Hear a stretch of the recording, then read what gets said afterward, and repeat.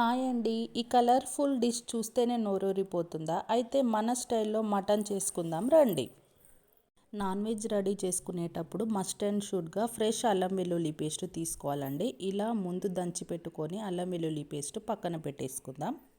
ముందుగా మటన్ని శుభ్రంగా కడిగి పక్కన పెట్టుకోవాలి. కట్ చేసిన ఆనియన్, అల్లం వెల్లుల్లి పేస్ట్, కొత్తిమీర, కరివేపాకు, జీలకర్ర, ఆవాలు పక్కన రెడీ చేసుకొని పెట్టుకోవాలి.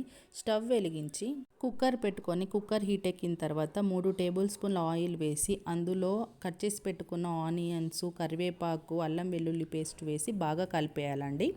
తర్వాత మనం కడిగి పెట్టుకున్నటువంటి మటన్ని వేసి బాగా కలుపుకొని మూత పెట్టుకోవాలి. ఇలా మధ్య మధ్యలో కలుపుతూ ఆయిల్ అనేది బయటికి రిలీజ్ అయ్యేంత వరకు మూత పెట్టుకుంటూ తీస్తూ కలిపేస్తూ ఉండాలి. మటన్లో నుంచి ఆయిల్ రిలీజ్ అయిన తర్వాత రుచికి సరిపడా కారం, రుచికి సరిపడా ఉప్పు వేసి బాగా కలుపుతూ ఉండాలండి. ఇలా కలిపిన తర్వాత కొంచెం సేపు మూత పెట్టి వదిలేయాలి. కారం ఉడికిపోయిన తర్వాత ముక్కలు మునిగేంత వరకు వాటర్ పోసి 4-5 విజిల్ వచ్చేంత వరకు ఉంచాలండి.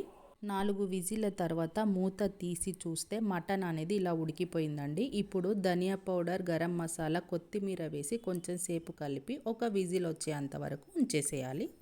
ఒక విజిల్ తర్వాత మటన్లో నుంచి ఆయిల్ అనేది రిలీజ్ అయిపోయిందండి. మటన్ రెడీ అయిపోయింది. స్టవ్ ఆఫ్ చేసి సర్వ్ చేసుకుంటే టేస్టీ మటన్ రెడీ. వీడియో నచ్చితే లైక్ చేయండి, షేర్ చేయండి, సబ్స్క్రైబ్ చేయండి. రెసిపీ ట్రై చేసి ఎలా ఉందో కామెంట్ చేయండి.